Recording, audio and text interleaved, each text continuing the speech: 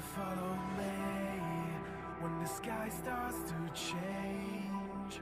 Yeah, we won't be afraid.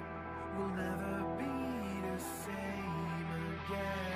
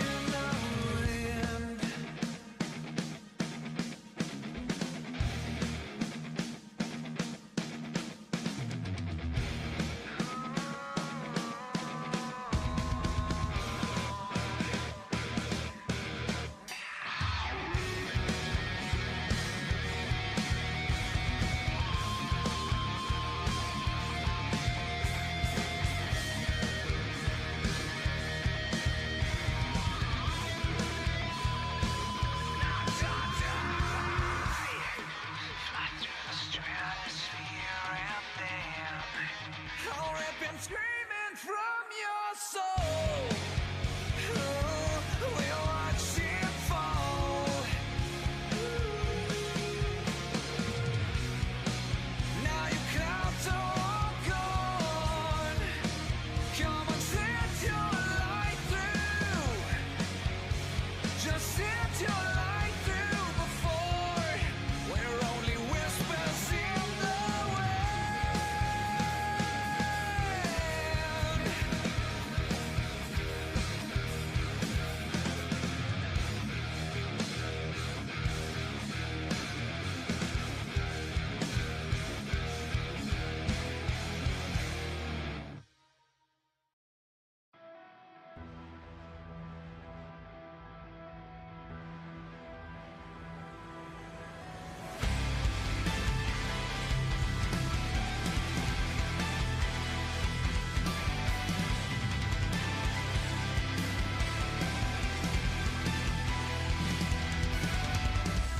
You can turn my world upside down, a rush like I've not felt before.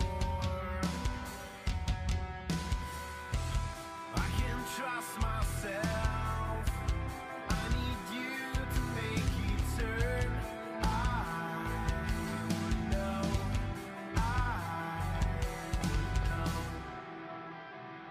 Will you follow me when the sky starts to change? Yeah, we won't be afraid. We'll never be the same again. Will you follow me? We won't leave it to chance. We can't wait our romance. We'll never be the same again.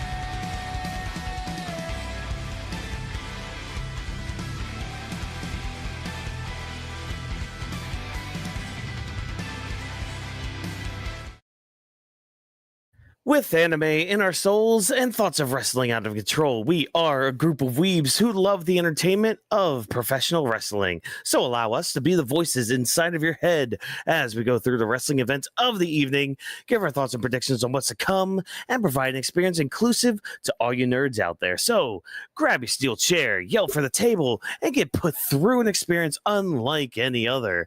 Brought to you, of course, by AniMa W3 Studio. This is the Weebs of the Ring podcast. Happy Monday to everyone out there. Hopefully your work week has started off relatively well. I know mine kind of did, and seems like one of our co-hosts also had to do some adulting. Actually, both of us did. All of us had to do some adulting today, but that's neither here nor there. We're not here to talk about the grind of being an adult here in 2025. No, we're here to talk about the sport that is known as professional wrestling. We had Monday Night Raw taking place in Milwaukee. What a stinky city that was, according to Becky Lynch tonight. So, hey, we won't have to worry about stepping foot in that city because we're in our good old towns that we live in as well. So hopefully you guys, again, have had a good day. If you're one of our returning listeners, viewers, go ahead, take your seat, chill out, relax, get you some nice cold refreshment, whether that's a water, a juice, a soda pop, whatever have you. Just make sure you're responsible with whatever you're putting into your body and all that. But of course, if you're new around these parts, who are we exactly besides a group known as the Weebs of the Ring? Our three lovely co-hosts, we are going to introduce ourselves to you. First of all, I am, of course, one of the most decorated sports and entertainment podcasters in all the realms that is known as the internet. Your reigning, defending, undisputed heavyweight champion of the world, Watkins here to be your guide through the wrestling event tonight. But of course, I've got two lovely gentlemen to join me in the conversations. First and foremost, we have the self-proclaimed revolutionary, the self-proclaimed visionary, and of course, Goldberg's number one stan in all of the world. Ladies and gentlemen, hailing from parts unknown, it is Legend D Vash. Vash, how you doing tonight? Chat, quick behind the scenes real quick. I'm currently doing stuff of delegation of contracts, deal memos for the team, more professional stuff. I'm gonna put it under quotation for the Weebs of the Ring contract. that Watkins should never say number one fan of Goldberg ever again for introduction for Vash. Too late. I'm gonna just put it. I'm gonna just put that in my head now. That once I finalize this and I send this over to Watkins, so I should read it over. He'll be like, "Huh, this motherfucker actually put it. Huh? Hey, denied. I think you should redo this." That's why I'm gonna be like, no, I was gonna be reapproved. So that's a quick funny side thing, Chad. Other than that, it's your boy, the human attack from the legendary Vash, is the visionary, and here to tell you that I gotta tell you, Chet, is for those that don't have VPN, that don't see the commercials, I enjoy the shit out of the New Day when Xavier Woods, he literally just does his little end off segment and say, and thank God for the New Day. I don't know why, but it's really growing on me. That the way he pronounced it, the way he just puts the emphasis, it's just really growing me, and I look forward to it every single week just for that 5 seconds. I don't know if it was just me on this little boat on this island of irrelevancy, but I enjoy the shit out of it.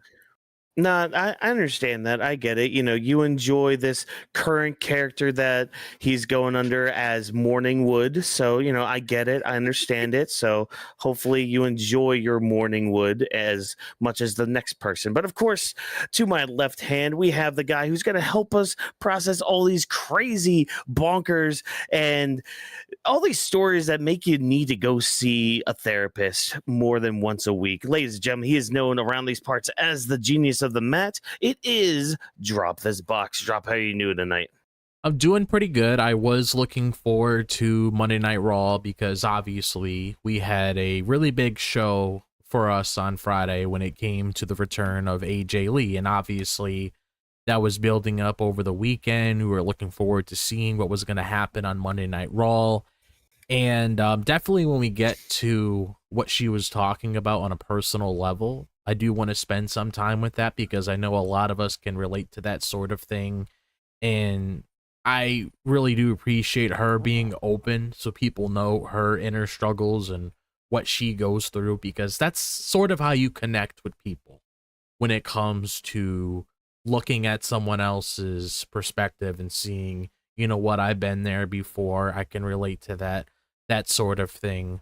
But yeah, I did enjoy the show tonight. There was a couple things here and there I didn't really care about as much, but for the most part, there was some things on here that I don't mind talking about tonight.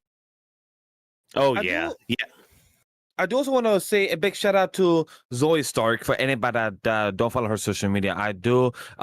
She's recovering well from her knee surgery. She's doing good. I've seen a couple of her updates that she's posted through her IG story. So I want to give a quick shout out to her and her recovery. You know, best of luck on your return to what you're going through and the whole process, because it's a lot of mental strength and a lot of what's going on with any type of relapse when it comes to a occurrence type of injury. So you know, best of luck. Yeah, best of luck and healthy recoveries and all that. But yeah, I kind of agree with you, Drop. Like there's a lot to kind of talk about, and I mean, just par for the course. There's some things I'm just like about, and you know, we'll get to those later on in the show. So hopefully we've got everything kind of structured in a good discussion based way. So let's just get right into it. So before we get into the AJ Lee stuff, let's kind of hit on the other stuff when it comes to the Vision and how they like to run Monday Night Raw, because of course they got to start the night, but they actually didn't start the night. The Usos did, and it's just nice to see the Usos back and doing promos again too, like having Jimmy and Jey bounce off each other.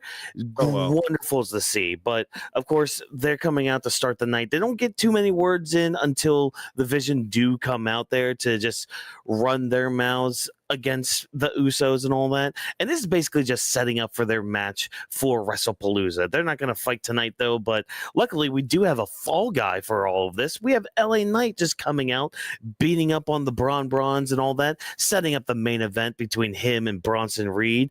Cool, neat, awesome, fantastic. Now you think the Usos are going to help LA Knight, you know, the whole typical trope there, but we see that Jay is going to be leaving, sounding very not much like himself. Maybe he needs to eat a Snickers or something because He's not really a Uzi.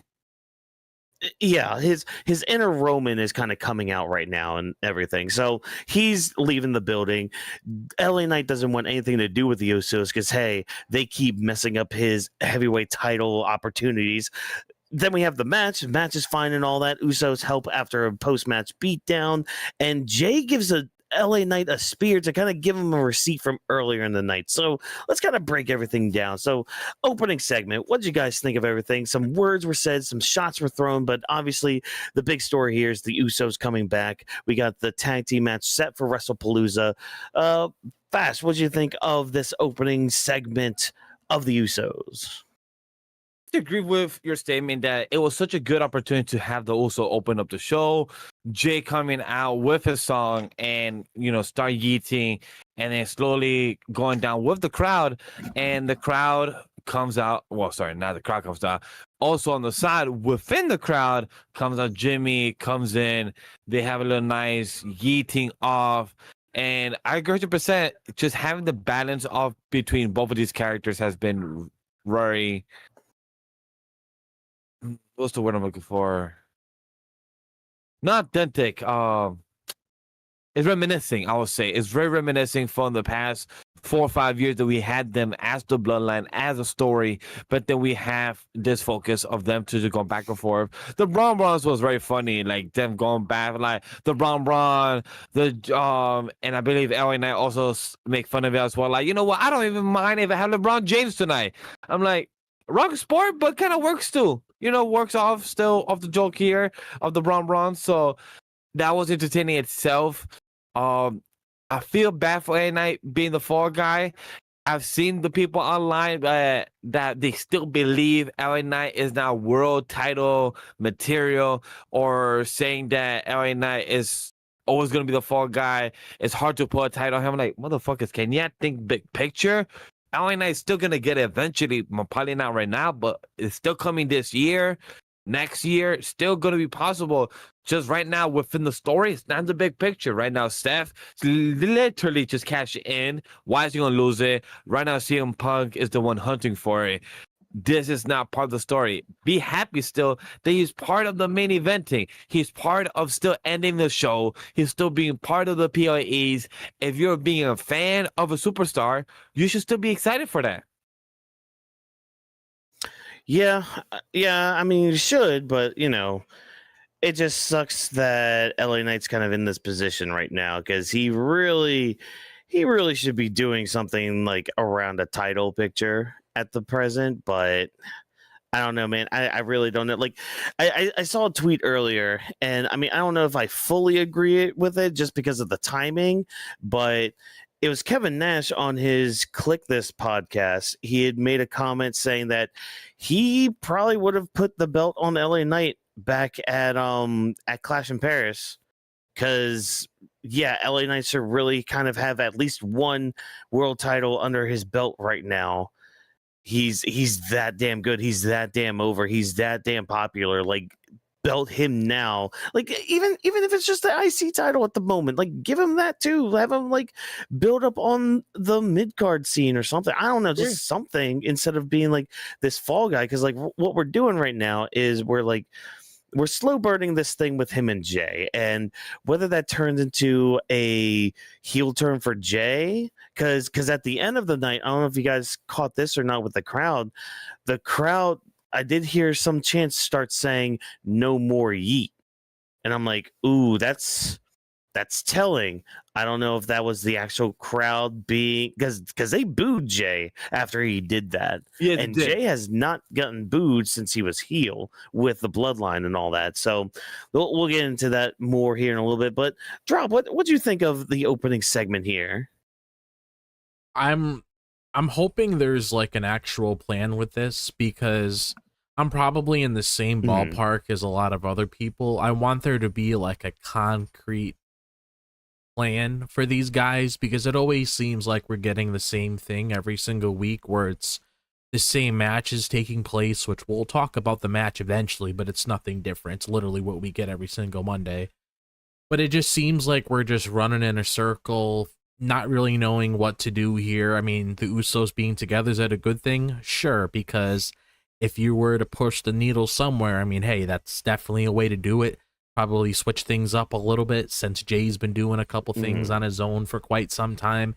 Maybe want to do things with Jimmy for a little bit. That's fine, but obviously you got this whole thing going on with the Vision, which again, we don't really know what's going on with that as a whole. At least with the whole Becky and Seth stuff and all of that, at least that's the more interesting part of the Vision.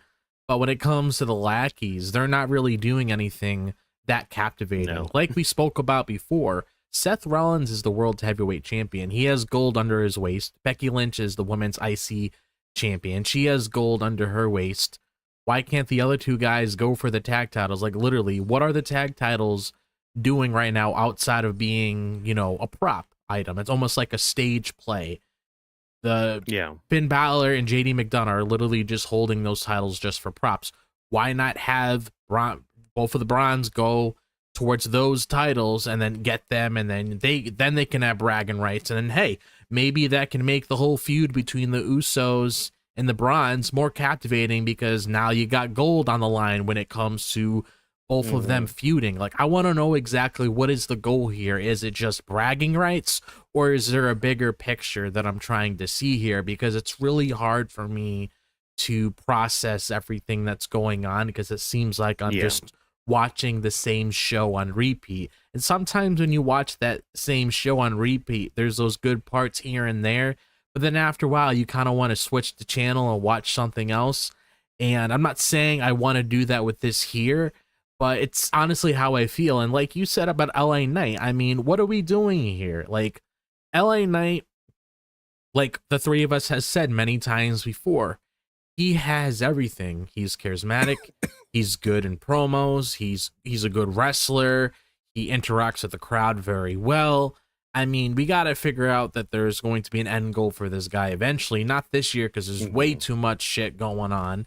He does not fit there at all. But eventually, we got to figure out what's going on, because I don't want to keep seeing him lose. I don't want to keep seeing him as the fall guy.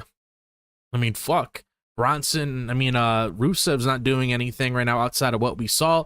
Could have easily start a program between the both of them. I saw somebody make a troll post online today about, oh, according to sources, LA Knight and Rusev are supposed to have a feud. Even though that was a troll post, I mean, fuck, I'd take that, because for one, has LA Knight going after someone else, and then two, Rusev can, move with that momentum he got from Sheamus and go after another title. So hypothetically, one of them go up against Dom and take the title, then they can fight over it, or whatever the case may be, kind of spice it up for a little bit, because I mean, he always seems like he's the third wheel in literally everything that he's involved in.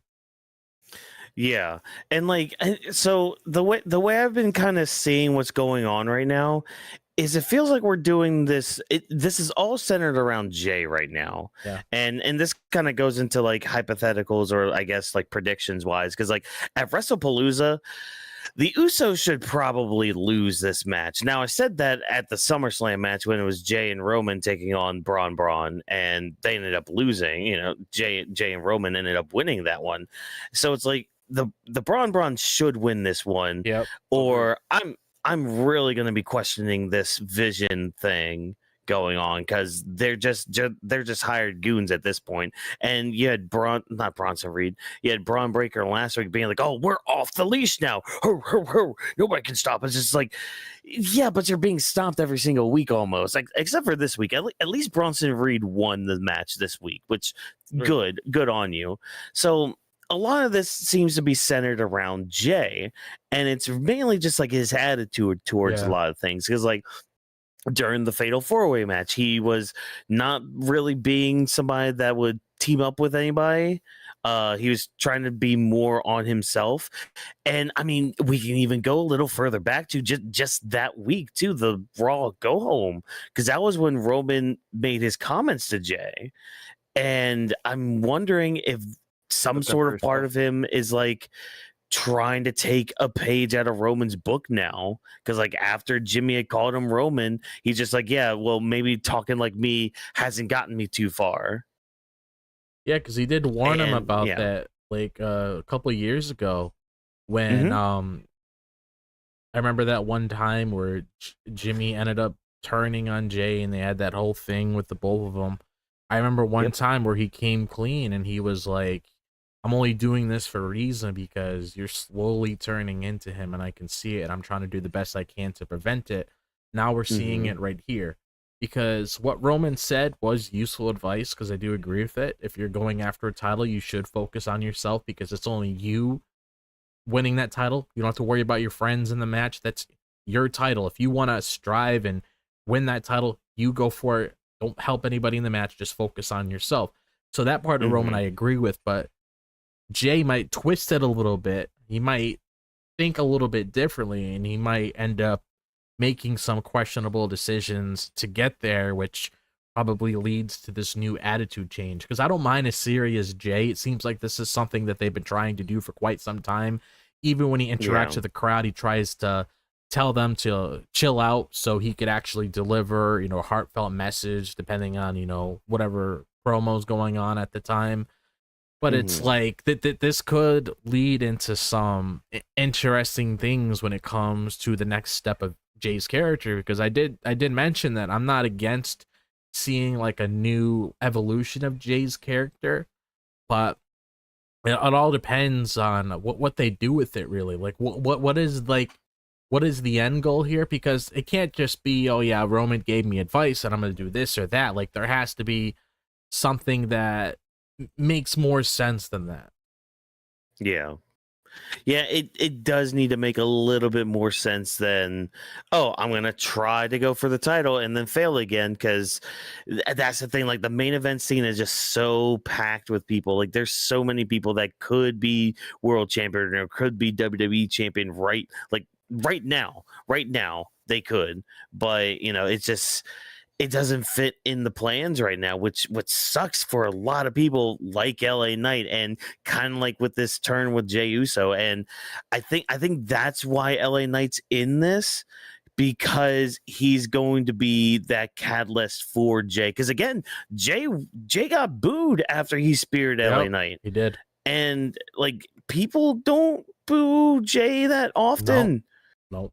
If at all, unless you're, you know, on Twitter complaining and bitching and moaning about his matches and all that, which, okay, fine, whatever.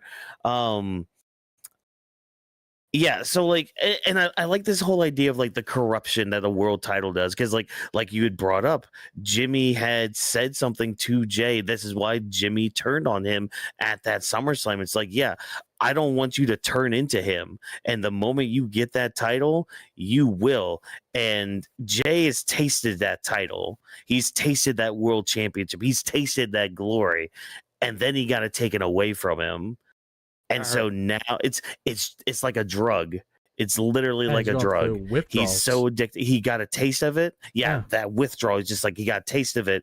And it's like, what can I do to get it back? How can I get that power back? It's like Lord of the Rings, where you get the one ring, like, and you lose it. Or you give it to Frodo to take to Mount Mordor, and you're looking at it longingly, and then you go like right at the camera, and you're just like, oh my God, I'm scaring the audience right now. So it's like, oh, that's not you. You need to eat a Snickers, man. No, we're not sponsored by Snickers yet, but eventually we can be. But I like. Oh yeah. I'll freaking deck my place out with Snickers. If I could jump into hell yeah, I'll have a Snickers towel, I have a Snickers background and everything. But for me to follow up with your statement, it brings a good point, because now I'm curious to know, how can they add more to the story in the coming months as well? Because, for example, Jimmy is about to be a father with Naomi. Remember how in Roman's advice, he said, hey, be the man of your household, bring the title home. In the next story with Jimmy, in the next arc, he could be like, hey, you had your chance with the title, not let me bring the title to my house. I have a new son or daughter coming home to my house. I got to bring some, the bread at home. I got to make the income. I got to, I got to be the next big dog out of the family, of the bloodline. Roman did it. You got the title. He got the title for 1,000 days. Brother, you got the title for 35 days. I'm going to get the title, and I'm going to do it longer. Like, I'm curious to see if we're gonna get that next story in the next arc in the next coming months as well. Because I see, Yeah. look, Chad, I'm a Yeet man. I love my Jey Uso, I love my main event, but a lot of the people online that are watching at home, because the crowd loves the round 2, round 3, the encore of the Yeet. But at home, it gets stale because we're watching a TV form. We see just people out of sync, dancing or not, just not working. So for him to do the spear, I like that he's doing his twist version of the Tribal Chief of what Roman has done in his own way, because his own brother said, hey, you're not sounding like yourself. And I love that line. Like, I wrote it in the thread immediately once I heard it, because he said it like, hey, maybe I don't need to act like myself. That's not have been working out for me. It's just like the line of what that one character from Miles Morales has said, like, I just got to do my own thing. Like, my own version has not been working out. I just gotta upgrade it and do me. Yeah. And I love it. Well, it's also him taking a page out of Roman's book, like, because that's the thing. He was sounding like Roman. Like, yeah, if they're not gonna acknowledge us, we'll make them acknowledge us. It's like, oh wait, that's some dangerous words you're saying right there, buddy. We're not gonna be pointing our fingers to the air for you, are we?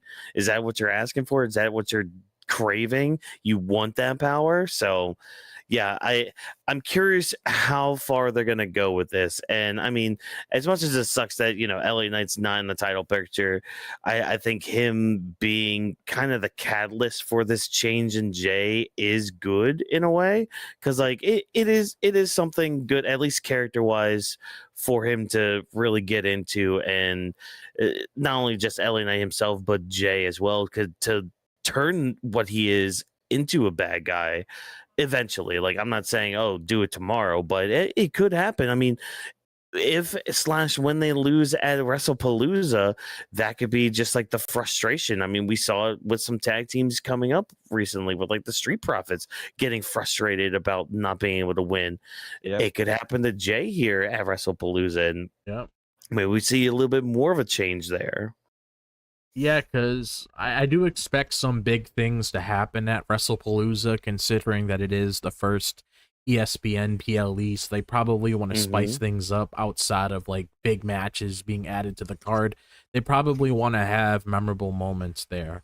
So I wouldn't be surprised in the slightest if we see something else of Jey that makes us question, like, okay, what's going to be happening on Raw? Like if he does something questionable to Jimmy because they lose the match, because I am feeling inside that they probably will lose the match. It just feels too good to just have them reunite and then have them win a match right off the bat.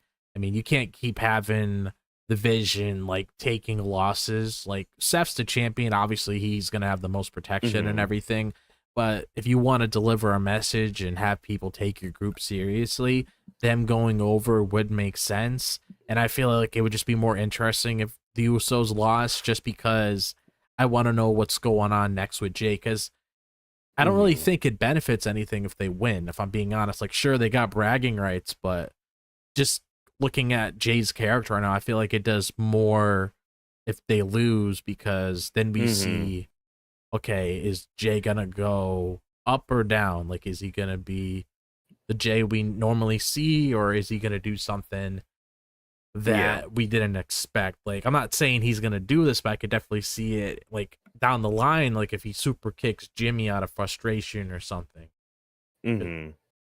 Yeah, it could be something like that and everything. And I mean, retroactively too, this kind of makes me feel a little better about the SummerSlam tag match, because at least that one had Roman and Jey.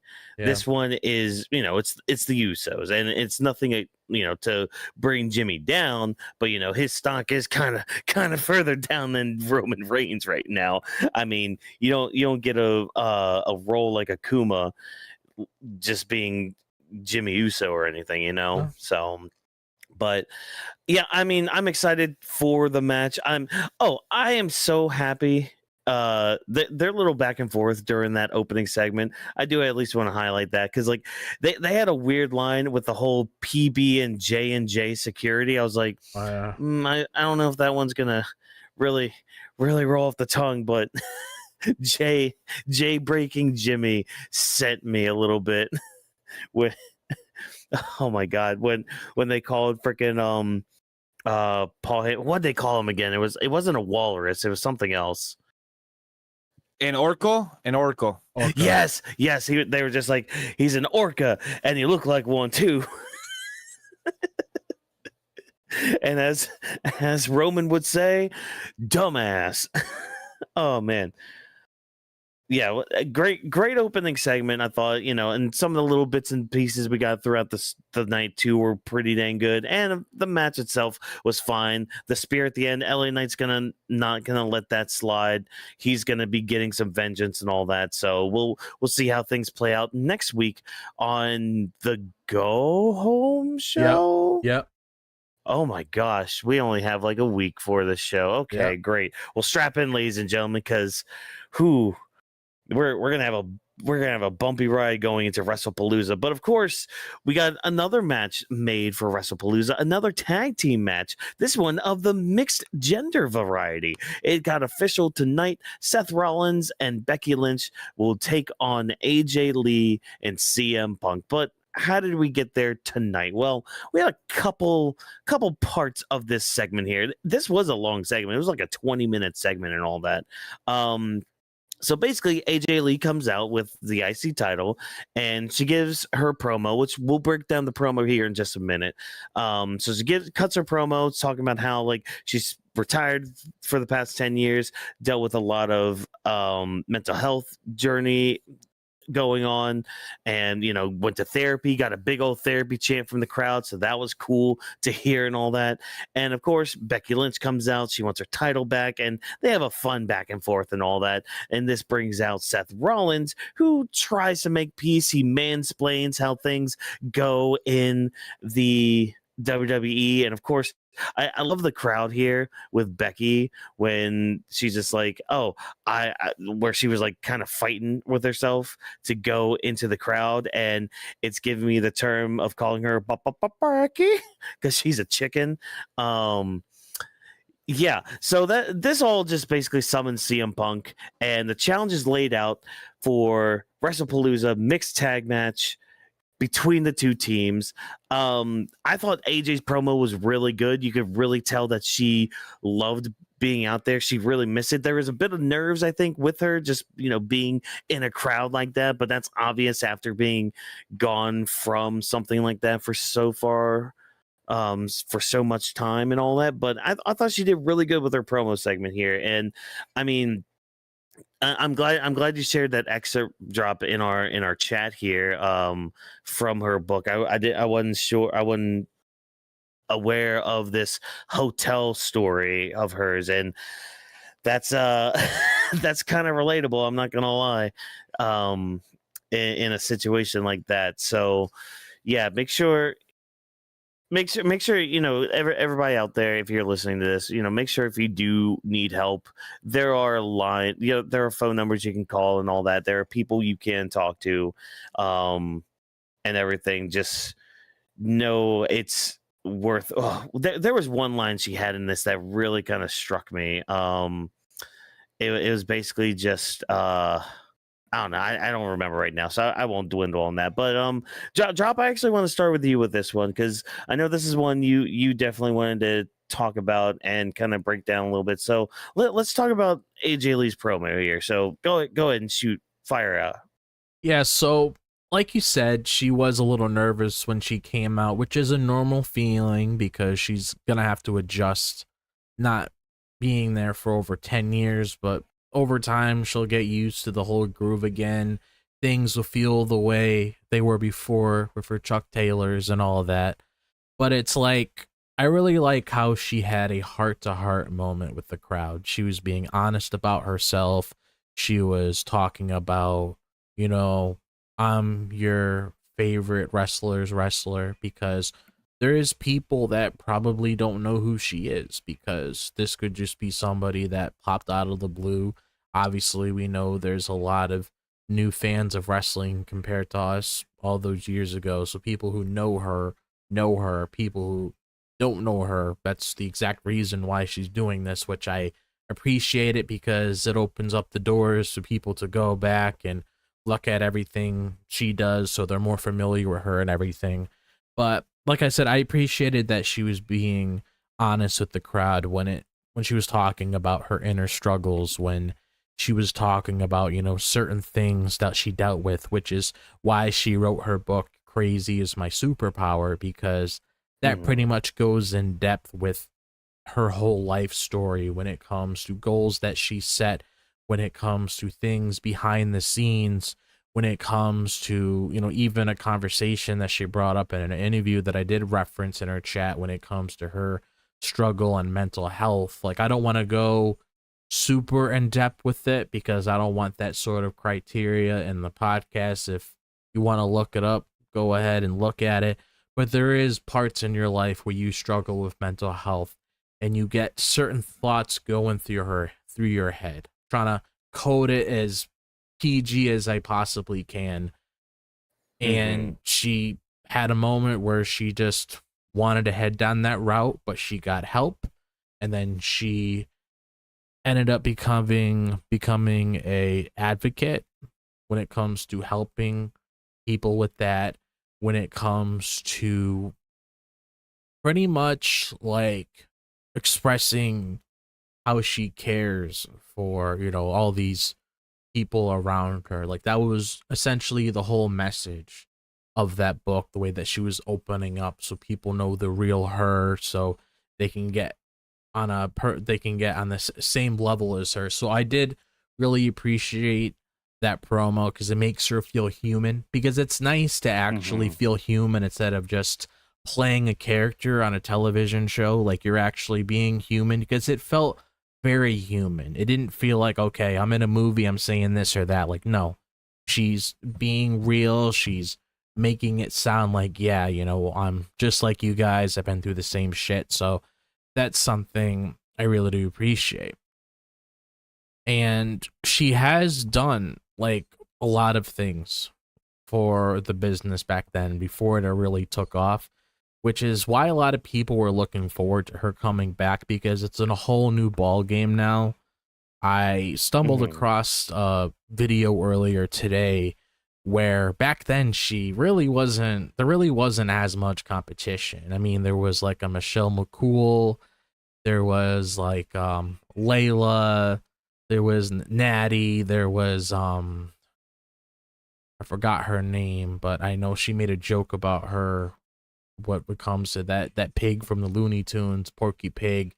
She had she had things with Nikki Bella, but compared to the field that she's in now, there's Charlotte, Becky, Io, Stephanie Vecker, a whole bunch of other people. So this is the kind of world that she envisioned. So I appreciated how she was real with everybody. I appreciated how she was very charismatic, which is what she's known to be. That's why a lot of people really like her, because she's very charismatic. She knows how to express herself very well. She's very entertaining. And yeah, I just really liked this, opening promo when she was talking to the audience before, Becky came out, and then they extended things even further when it came to the IC title, which it looks great on her, by the way. So I know definitely down the line they're probably going to have a match with one another, and hopefully, fingers crossed, she does win the title. But it's like, I don't want to say too much, so we can obviously dive into other parts of the segment itself. But that's basically what I wanted to say when it comes to that opening segment itself, because it's very realistic, and I appreciate that. Yeah, it was a very authentic and genuine promo she cut. Again, like you had said, it was more of just the real person rather than the character coming out, which is always appreciated in a form of entertainment like this. Like my biggest thing with anything that I consume, that's whether it's like a podcast, YouTube video, and wrestling as well, if you feel authentic and real, you're gonna hook me. You're gonna get me invested, and you're gonna make me want to see where you go from just that moment on. So I really appreciated her promo. If I'm being honest, like it's one of those things where it's just like, yeah, sometimes you need to hear something at a point of time, and just kind of solidifies certain choices and all that stuff. But again, like we could be here all night, just kind of like deep diving into her promo, because there's some stuff that you could really kind of dive into, with the whole iceberg and all that. But Vash, what do you think of AJ's promo here? Anything that kind of stuck out to you before we get into like when Becky and Seth came out? I want to state that her promo felt very close to home for anybody and everybody, that just seeing her coming out again, hearing her song, and just speaking in a mic, you felt and see her nervousness. You could tell that she was a bit excited, but also at the same time nervous, but she was thrilled to do what she had to do. And as myself just watching her, like I was with wifey showing her, I texted also Watkins, like, yo, what's that clip of her mic bomb, of a pipe bomb? And I was gonna show wifey. I started showing her. I don't think I did finish. I did finish showing to wifey. Probably will after the stream. But just seeing the evolution as somebody, like I told wifey, like she got over just by her character, her persona, who she is, and is loved by the fans in 10-year gap, and also her being honest and transparency, but also relating to her character that, hey guys, this life happened, I was good, mental health. Light Drop said earlier that if you guys want to know what happened to her life and outside of the company WWE, where she has a book, she's a successful, and like she said, best New York Times author as well, just like Becky Lynch, and she did it first. I was also hoping for her to reference, but I'm not yet from Sports Illustrated, the best wrestler. But like I was hoping for her to mention that, poke fun of how Becky Lynch has been stating that every single week, saying Sports Illustrated has said it, I'm the best wrestler. Sports Illustrated. What they said is very true. Well, I mean, why say it when you know Becky's gonna come out there and say it and all that? But like, very true. So it just shows the impactfulness that she worked on the good promo. She said what she said, and it just felt powerful. And for anybody and everybody, please check in your mental health. With my team, I was telling them, hey, if you guys can't come to the show, we could reschedule, we could work around it. We have the best aspect that we are a team of 3, we're a team of 5 in some shows, we're a team of 4 in some shows. So we do the best to work around it, and I'm always pushed through. Some of us have to take a break more than others, and that's part of life. And I really appreciate her just bringing that very forward. I saw some people online in the community trying to flip on it and everything. I'm like, yeah, are doing too much. Just appreciate it's being talked about, just being appreciated as being said, and be upfront. Yeah, just be authentically you and all that. So with AJ's promo still being cut and all that, Becky, she comes out again with her big old shiner, which they did good with making that thing look a bit nasty. And I love how AJ plays off of Becky here. It's just a lot of fun, like, because it's still like that kind of hint of the chaotic energy that AJ does bring, but you can tell that it's a bit more subdued, because again, the whole therapy thing and all that. So like, it's a good thing that not only does it play well into real life situation, but also your on-screen character too. So that was cool to see. But I love the ultimatum she gives them, especially when Seth comes out to kind of help and all that, basically saying, hey, you know what, you could come in this ring and take your title, that's fine, just know you're probably going to get another black eye. So it's either you get a black eye or you face me and my husband at WrestlePalooza in a tag match. And I love how it takes CM Punk going out there, AJ Lee poking fun at Seth Rollins as he's trying to get the title and being like a Bugs Bunny type character. And it takes those two things for Seth to just overturn his own wife and be like, nah, you guys are on for WrestlePalooza.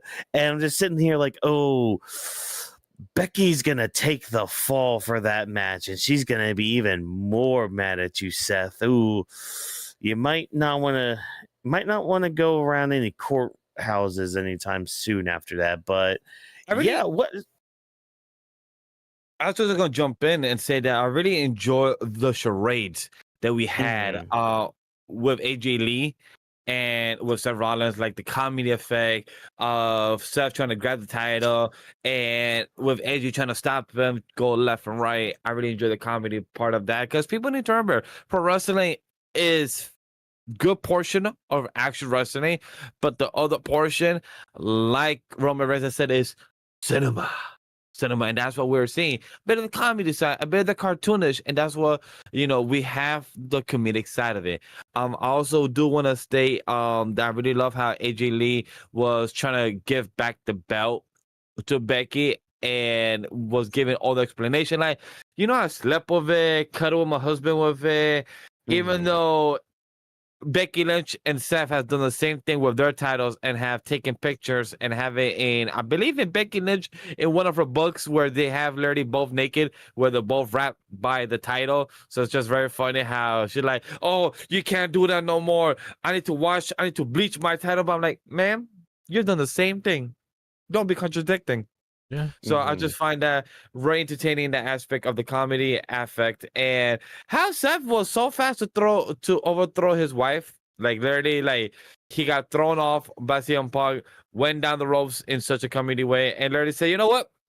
You got the match, and babe, I'm sorry, but I'm not getting the belt for you. You gotta get yourself. You gotta do your thing. Go. It's all you by yourself. And I love how AJ just threw it like, you know what? Here, you can have it. You accepted my match. I'm happy. Well, that's just what happens when you're totally obsessed with CM Punk and all that. So, you overthrow your hot Irish wife and everything. But yeah, so how are we feeling about this match, especially taking place at WrestlePalooza? Any early predictions for this little thing? I know I had said my piece a little bit with Becky taking the fall, but Drop, do you have anything early on or any comments about like the match finally getting official here?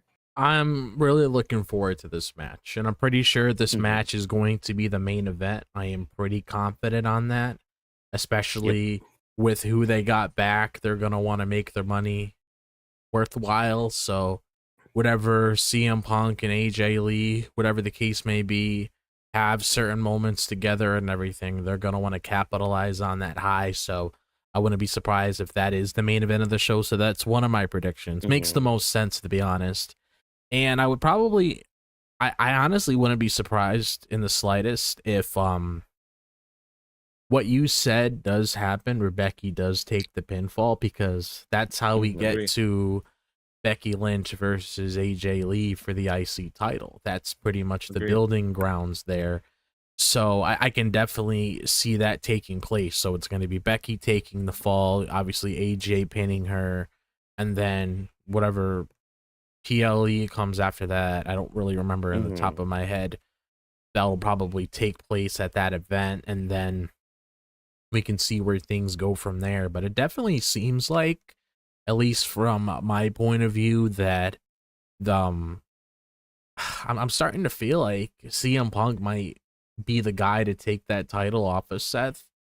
And honestly, wouldn't be surprised in the slightest if this feud goes on a little bit longer, especially with AJ Lee being in the picture now. I mean, it does make things 10 times more interesting than it was before, because it's like I said earlier, this part of the vision is interesting. The stuff with the grunts and all that, not really as interesting, but with this, there's a lot to work with.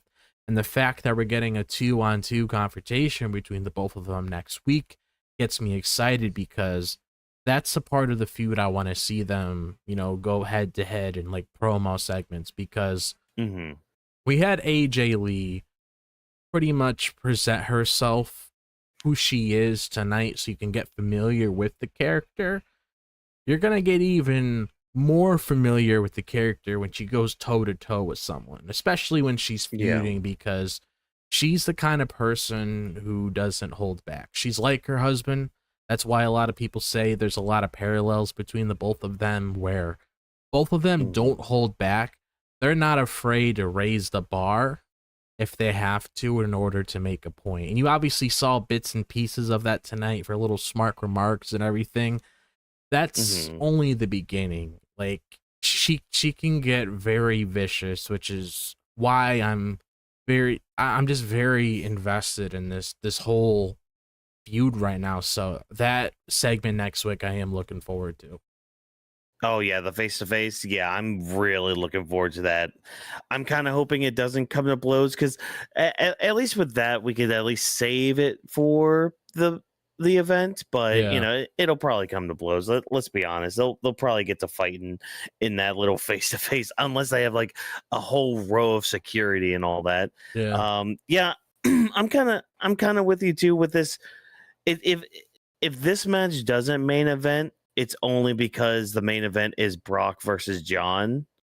But other than that match, this one, at least story-wise, should be the main event. But we'll see. We'll see how they decide to play everything out with that. But yes, go ahead, Vash. I'd like to have two things. Now we know in the future that if we ever want to bring AJ Lee back, somebody should have just motorboat, CM Punk much sooner, because it seems like that's what AJ Lee kind of was to snap on the twig, where she's like, you know what, I was peaceful at home. I see somebody else doing this to my husband. I need to smack them in the face, or technically punch them in the face and give them a black eye. Two, it sucks that, well, not sucks in a bad way, but more in the opportunity that the IC title is being shown as the world title, because the world title right now is kind of vacant, and it's kind of like would have been cool aspect to have the world title on the line of the women division. But right now, since that has its own problem right now that they still have to go over, it just would have been great to have Seth with the world title and with Becky with the world title. It would just been a perfect type of domino effect with AJ and CM Punk going after that. Yeah, that's what I said initially when Becky got involved with Seth to begin with. That's why I brought up that whole thing where I was like, it would have made things more interesting if she was the world champion instead of being the IC champion, because then you could have both of them being the top champions in their divisions on Raw, and then you obviously would have the other guys with the two tag titles of that brand. So, I mean, just missed opportunity, I guess.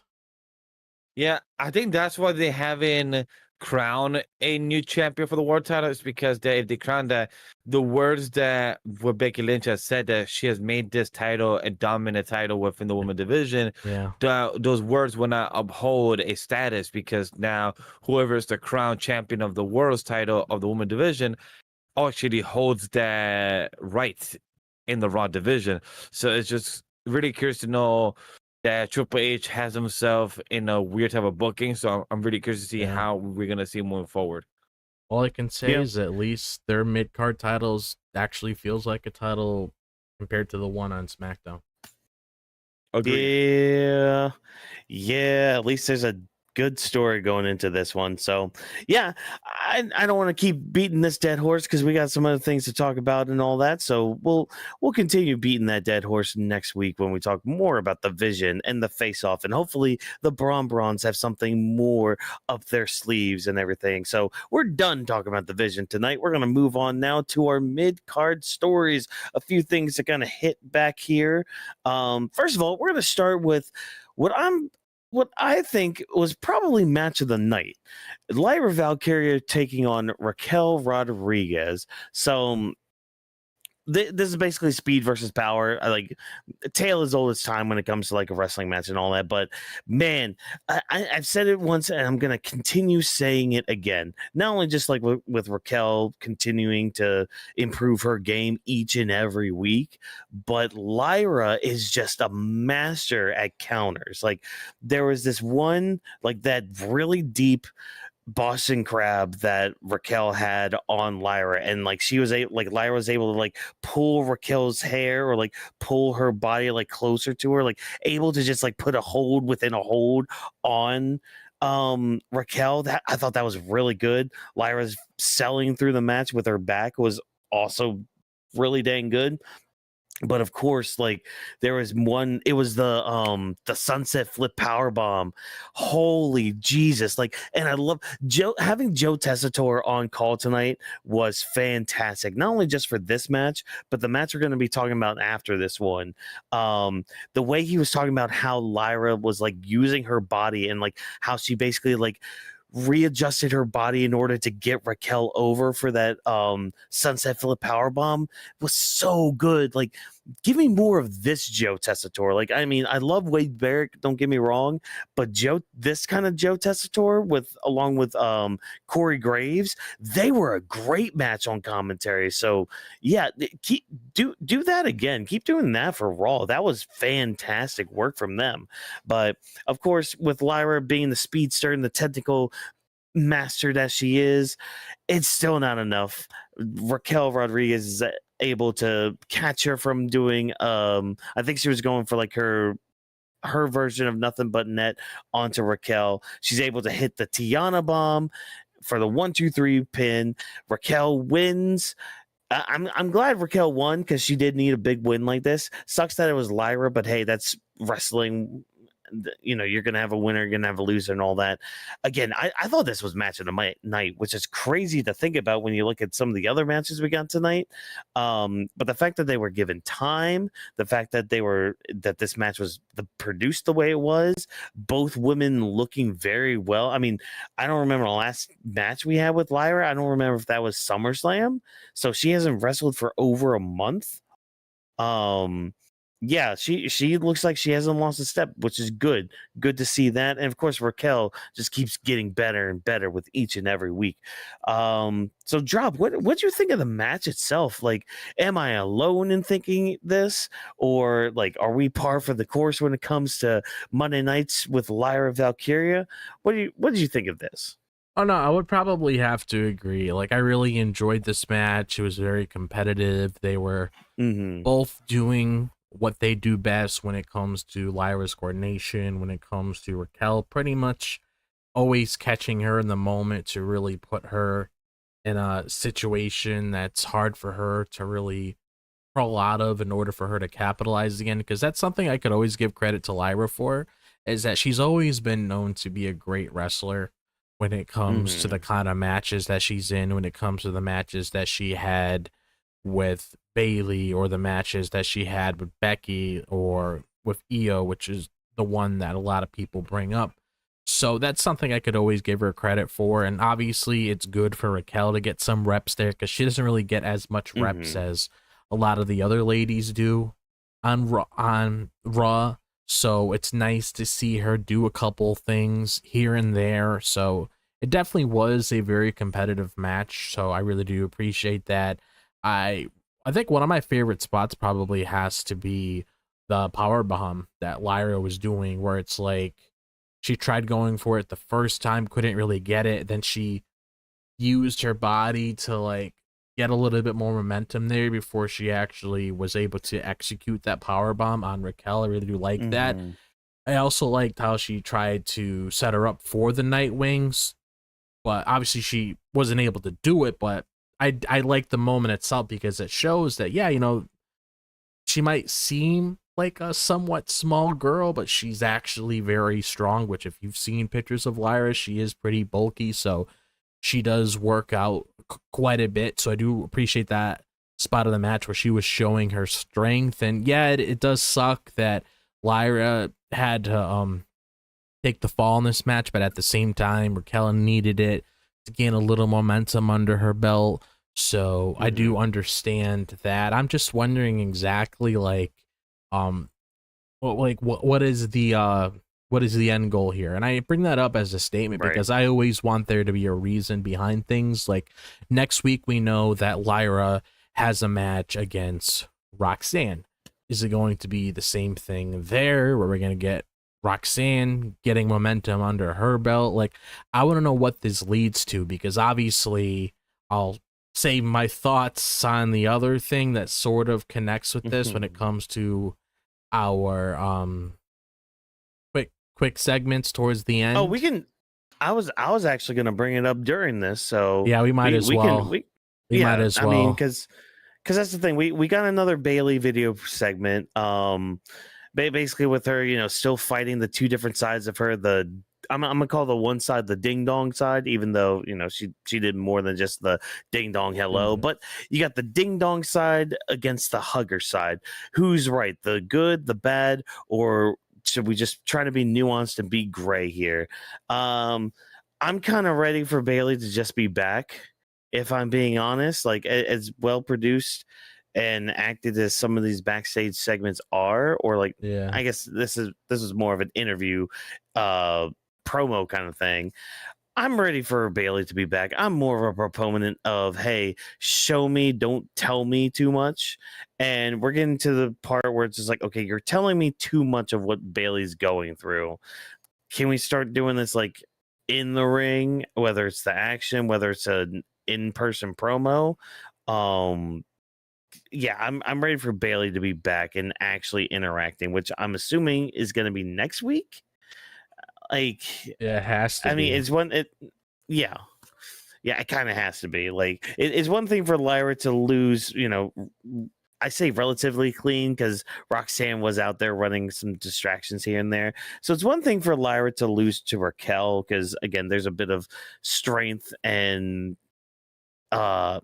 just a bit more strength to kind of deal with there when it comes to Roxanne. So I could see Bailey coming back and kind of maybe costing Lyra that match with Roxanne. But again, I'm ready for Bailey just to be back. Yeah, I really want to know I just want her back. Yeah, I really want to know what's going on with that. Like, is she going to be good? Is she going to be bad? Is she going to be a mix of both? Like, I really want to know what's going to go on here, because she said this thing about, wondering if Lyra is going to forgive her because of all the things that she does. So obviously, there's going to be some sort of thing with her involved with whatever this Raquel and Roxanne thing is going on. And I would assume we might get the answer to that potentially next week, because I don't know how many more video vignettes we could really do, because I feel like after a while it kind of gets a little repetitive, and I feel like you kind of have to hit the mark eventually. It's not like you're building to a return of like a wrestler that hasn't been here before, like they did with Aleister Black or what's his name? Rusev. Ray Phoenix. It's not like you're building to like this big return. It's like you've been doing this thing with her for a couple weeks now. You kind of have to like take off and do something with that eventually. So hopefully the answer's there next week. I mean, I don't necessarily know what it's going to do yet, but hopefully it gives us some sort of answers, because maybe it could spice things up a little bit here, but I'm not entirely sure.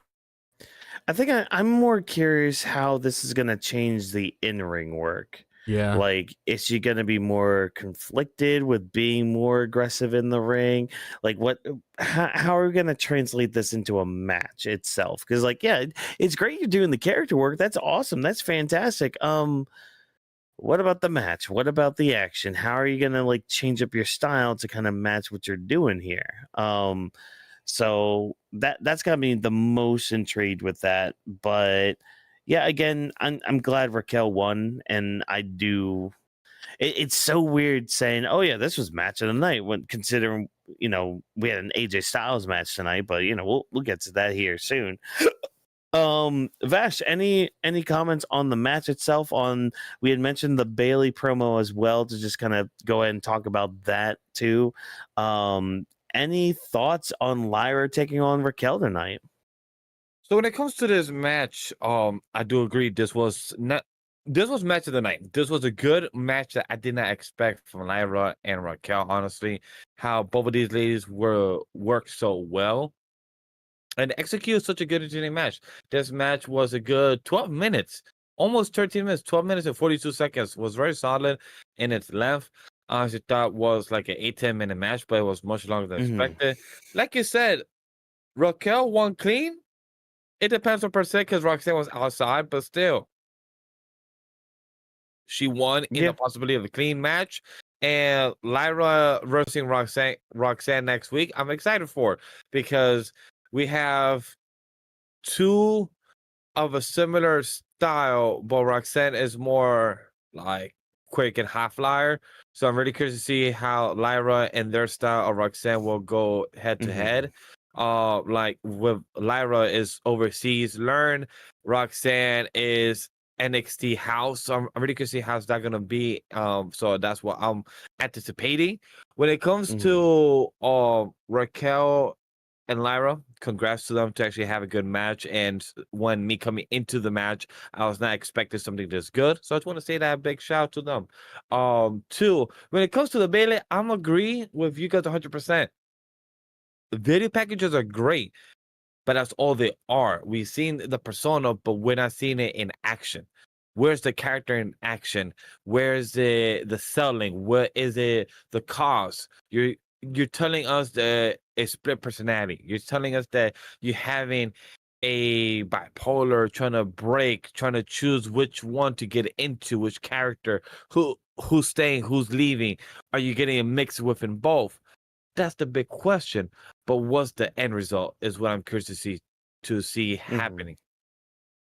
Yeah, and hopefully we'll get to see that here eventually. And the next marker is going to be when Bailey comes back and how she and Lyra interact, because I feel like the Judgment Day are just kind of placeholders until Bailey comes back. So there's not going to be much, I don't think, beyond next week when Lyra has that match with Roxanne. So yeah, and before we move on to this next match, the Judgment Day did all make an appearance. They were celebrating backstage for the big win. Dom comes in and seems like he needs to get reminded that, hey, it's great that you're trying to get somebody to help out and all that, but just remember, there's no such thing as a free lunch. He's coming. He's probably going to be coming for your title, and if you don't give him at least that shot, Grande Americano might kind of turn your back on you, Dom. So interesting note there for like Dom kind of learning to be a leader and trusting people, but also interesting note, Roxanne leaves to go talk to Dom. And no question that she like, why is her she face? going? Yeah, her face was just like, huh, interesting. So yeah, we might have some things to talk about that next week. Any theories what it is? I personally think they were just gonna go and play a game of Yu-Gi-Oh! I think they were just gonna play a children's card game, maybe send somebody to the Shadow Realm just for shits and gigs. So I don't know what the rest of y'all with your gutter minds are thinking that Roxanne and Dom are gonna do. They're not gonna do anything. I think like somebody said last time said was pretty cool. It was Liv Morgan was helping Dom stretch last time because he was stressed. Sometimes helping your friend stretch out could clear some mind. So maybe Roxanne went to do the same thing, help him stretch out. Maybe play some Connect 4 or playing the other game with the other dots where you have to put the hands and the feet and everything. I forgot the game on top of my head. Maybe play that game too. Yeah, I'm wondering if she has anything to do with this all Grande Americano thing too. She might. Yeah, she might. Yeah, because like that's something like I'm intrigued to learn about, because I think we spoke about this before. They haven't really gave us a valid reason as to why they're working with one another. And that's why Finn and JD brought it up here, where it's like we can see what's going on, but there's always a catch with it. So I want to know exactly like what it is. That's why Dom was so flustered when he was approached by it, and he couldn't really come up with a concrete answer to really give them. So that's why I'm wondering, since she didn't have any hesitation to check on him, what's going on, maybe she's the other person that knows about it. Yeah. Yeah, she might be. So she might be kind of goading Dom a little bit to keep using El Grande Americano. And I mean, yeah, though it hasn't really been stated, I do think it is the whole idea of like, hey, give me the title shot. I've been helping you, blah, blah, blah, like things like that. So, I'm glad we brought up El Grande Americano because that's a great way to kind of transition into our next match here of AJ Styles taking on El Grande Americano. A couple other notes to kind of talk about this, and don't worry, Drop. I agree with that one, except for the last little bit of it, but that's neither here nor there with that. So El Grande Americano, he's got some brand new music, and why? Like the Titantron was good. The new Titantron was good for El Grande Americano, but why'd you have to go with the new music? Like at first, you had me at first with like the oh shoot, what did they keep repeating in this damn song? I don't know. There's I think was Maybe what? they're saying something in a different language. in the new song. Maybe maybe it's Morse code for when is this El Grande character going to end? But there's also that. No, it was whatever the vocals were saying in the song, but that's whatever. No, can the song. Give me back my other one because it was funny. I liked it. It fit the gimmick and what the gimmick was and all that. But I mean, I guess they're going in a new direction with El Grande Americano because I did see some clips and some screenshots of his time in AAA, like just a night ago, and the man was getting cheered out there. He had a new outfit where it was like the Mexican flag, like his singlet was a Mexican flag, his mask was like in the colors and all that. It looked pretty clean too, and like he was getting cheered in AAA, which was crazy to think of. I believe there's also a speculation that he turned face in AAA. Oh yeah, yeah. There was some stuff with like Vikingo and all that, which we can get at maybe on Thursday. Maybe on Thursday we can talk about that because that'll be like something we can talk about when it comes to like AAA, Vikingo, and Dominic Mysterio, who made an appearance there and was also cheered. So what?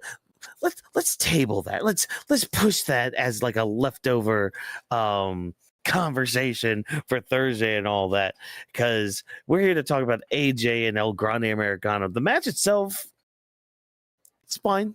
It was okay. This is your typical Monday Night Raw match. Are you guys not excited for the new tag team called AJ Styles and Dragon Lee? Because I am. That's gonna be great merch. They had to.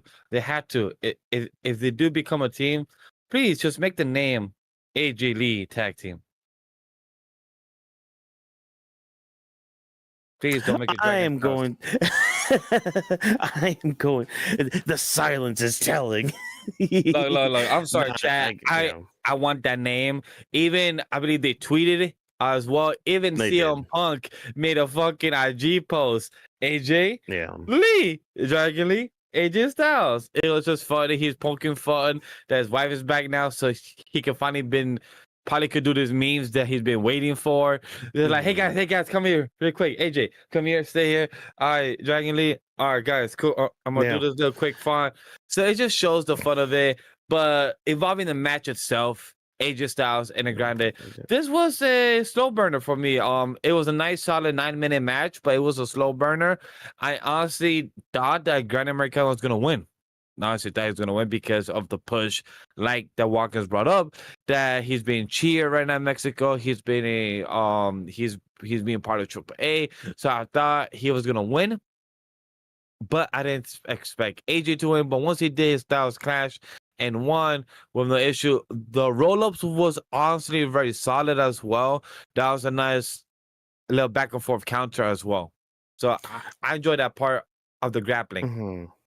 Yeah, and I mean, El Grande Americano even had help from like a second junior version of himself, and really the ending of the match kind of sold me on it, mainly because of Joe Tessitore's call of it, and I had said this in our group chat too, that call that like just the energy that Joe brought to that was just, it made that moment even better, just like the ending sequence of it, because it was just simple stuff, just like rolling through and all that. But again, it it just solidifies just AJ Styles being so smooth in the ring, especially when he has a good dance partner. Because like El Grande Americano really did good in this match too. He looked fantastic in this thing. But yeah, just that call from Joe really sold me on the ending of this match. I'm like, you know what? Yes, keep making this look even better and all that. But yeah, so AJ had some help from Dragon Lee, because there were two El Grande Americanos back there, and we saw quickly in the back where AJ's just like, hey, you know what, you had my back, I'll have your back, and all that stuff. And which is very interesting, because during the commercial break, AJ cut a promo towards the crowd and said some things that he maybe wasn't allowed to say or couldn't say or anything. Basically hinting at the fact that maybe people are against AJ being in the company right now, which is interesting to note, because there was a report earlier that came along with like the dirt sheets and all that, saying that AJ's contract was up in February. Yeah. And that he had been mentioning a lot of times with like retiring and slowing down and, ending his in-ring career and all that. So this is why I want to kind of transition to you, Drop. Like, what are your thoughts on this? Because like this is a very interesting turn of events, because AJ Styles always was said to be kind of a company guy, especially when it came to WWE in the past like 9 years of him being in the company, which is also kind of crazy to think about, because those 9 years those flew by pretty quick. What are your thoughts on this though? That was I feel like that was probably the part of the segment I wanted to talk about the most. I mean, I'll say this right here. AJ Styles. Why is it every time I ask a question, it's frozen? No.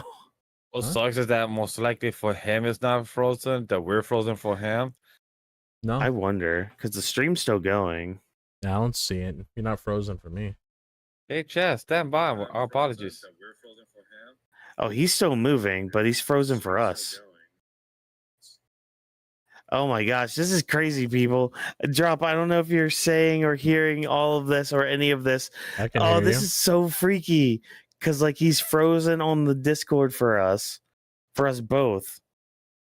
Hey, but Drop, hopefully they Oh no, now we're frozen on his end.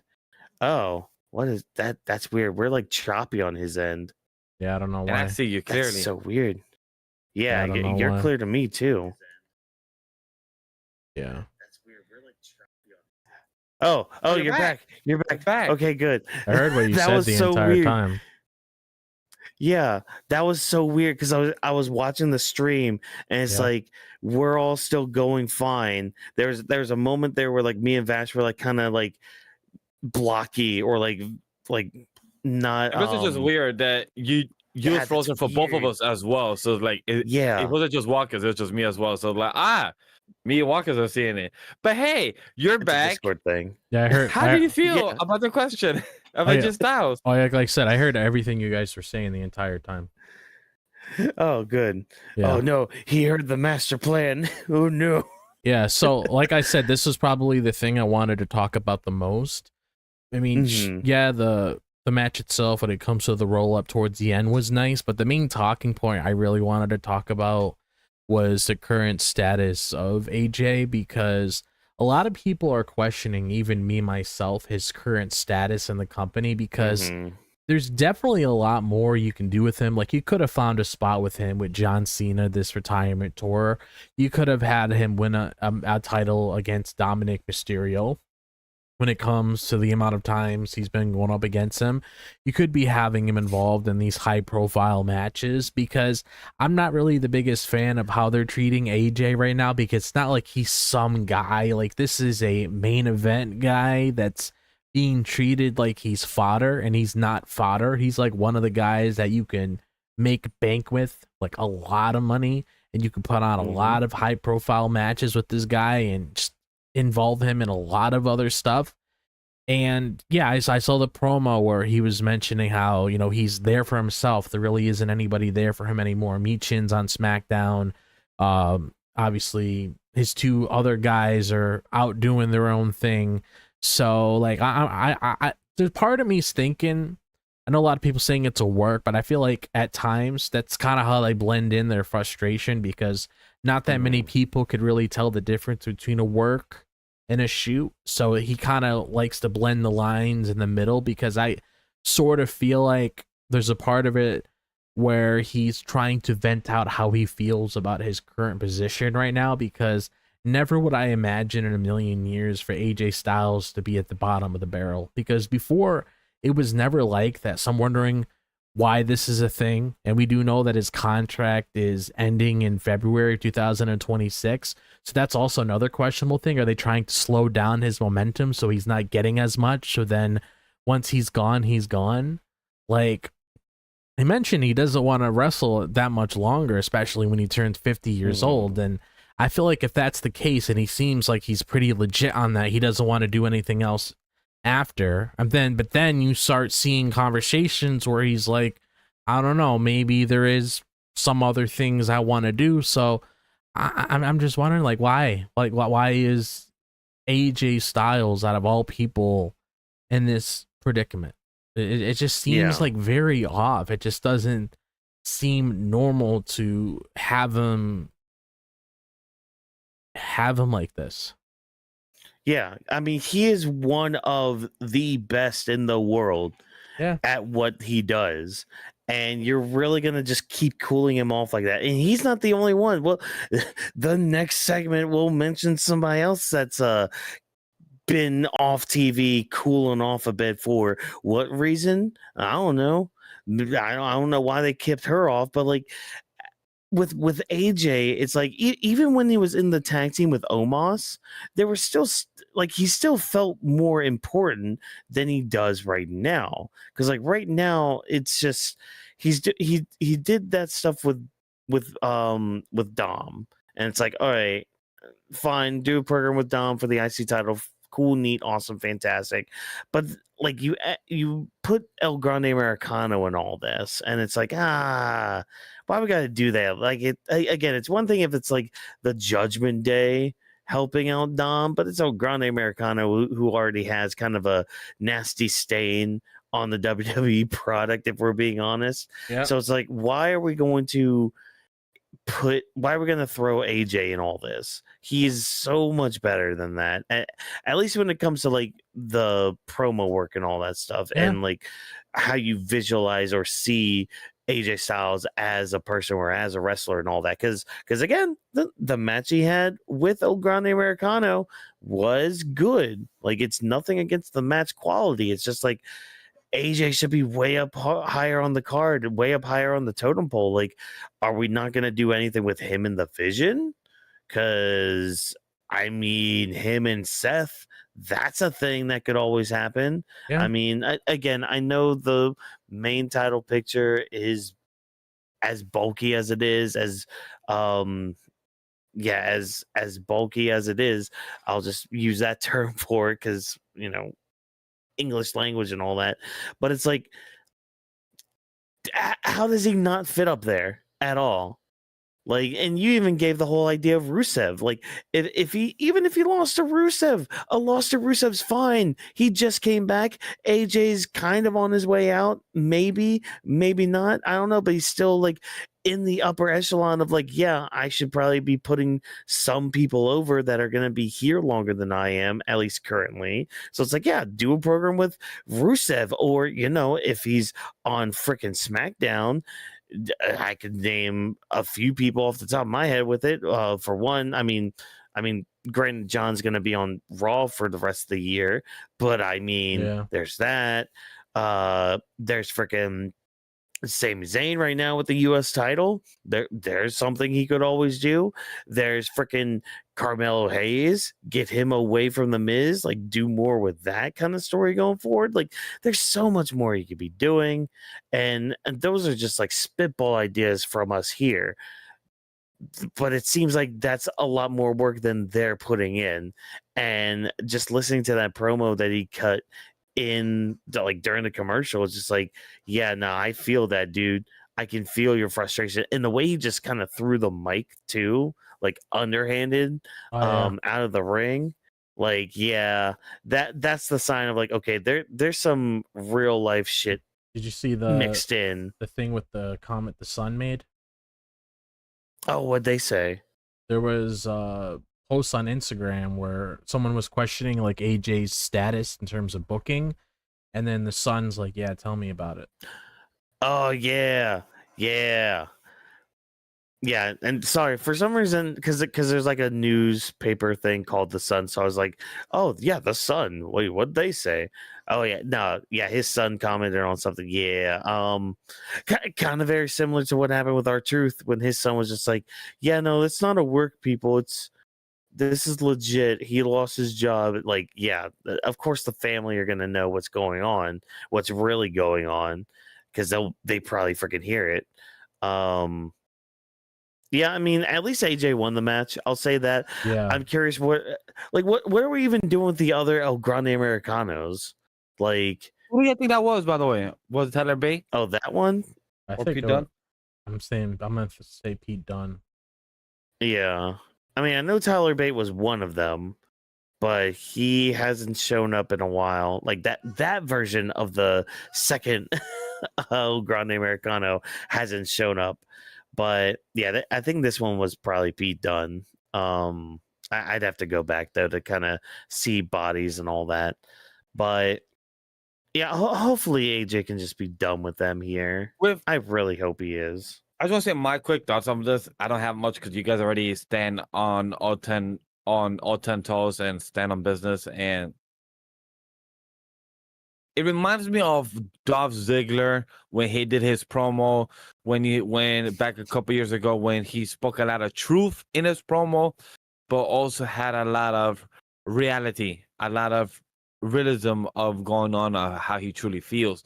So it felt like a bit of mix because AJ Styles spoke about Gallows and Anderson. He even did the pose of the Bullet Yeah. Club. So he did all those type of references before he started officially diving in. And it just shows that, like, I've heard rumor reports, not saying nothing legit, but I heard reports or rumors that Paul Heyman didn't like AJ Styles at one point. So people were saying, oh, maybe it's Paul Heyman like, yeah, just throwing any darts to the wall to make it stick without actually having any concrete information. You can't just assume or guess. Yeah. Yeah, and I mean that's just the thing. So hopefully AJ can just move forward from this. I want better from him. I want more from him, especially if he's going to be winding down his career here in the foreseeable future or the near future, whatever. So speaking of the near future and time travel and wibbly wobbly timey wimey stuff, we have the future of the business taking on the past of the business. Asuka taking on Nikki Bella, and let me just say before we get to the setup of all this, thank God that Asuka won this match, because if she didn't, we will be having a whole different podcast tonight, ladies and gentlemen. But with that caveat out of the way, why did this match get set up? Well, mainly because Asuka hates that people are trying to be friends with Io. Sucks that people are trying to be friends with Io. She can only be my friend, Baka.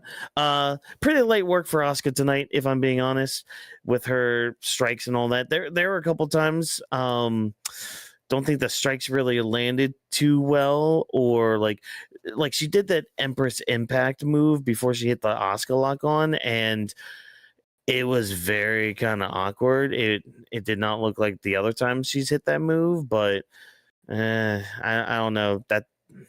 No, I'm not gonna hate. I'm not gonna hate tonight. We're not gonna hate tonight, folks. All right. Yeah. Again, light work for Asuka tonight. After the match, her and Nikki do start having an argument, but in comes Rhea to kind of play bodyguard for everybody, kind of play bully against the bully and all that. What did you guys think of the match? And I think more of the talking points are everything around this match, but What'd you guys think of seeing Nikki Bella versus Asuka? Huh? How'd you guys feel? Vash, how'd you feel about it? Did you like it? Was it your favorite match of the night? You're trying to make me say that. I'm Was it? like, no. Was it a 6 out of 5 star classic? We're gonna bump the 5 scale, my G. What you talking about? What? Oh, Dave Meltzer broke that thing like years ago, dude. Look, I would say Nikki Bella was better than her most previous match that she had on the roster since she coming back. This was one of her better matches. I do agree. Nikki and Asuka had no chemistry. It felt very sluggish when it came to the match itself. I'm more curious about the aftermath. Because I love how Asuka just walks maybe like get 25 feet away. She'd be like, Kyrie! It doesn't even have to say anything. She's like, girl, just say her name. She's like, bring your ass over here. But without saying the name, just literally just like without saying without saying the whole sentence. Like, Kyrie, come here. Kyrie, bring your ass here. Kyrie, something. Yeah. She just says, Kyrie!